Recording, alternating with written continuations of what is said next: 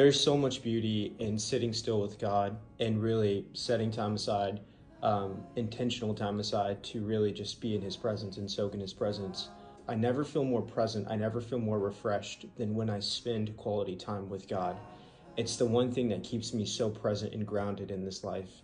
And it's so important because that's where we hear God. God is always talking to us, but we're so busy with life that we can't always hear Him.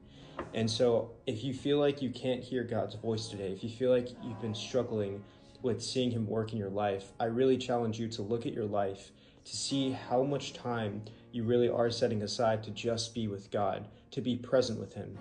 Even in those times that we choose to be present with God and set time aside for Him, I feel like we're still consumed with what we have to do or the things we have to accomplish, when in reality, that's the time that we should just be soaking in His presence. We should just be sitting still with Him.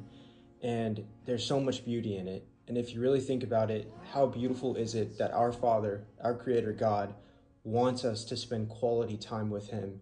He wants us to not focus on the worries, on the doubts, on the fears, or the overthinking, but rather sit there and sit still with Him and soak in His presence.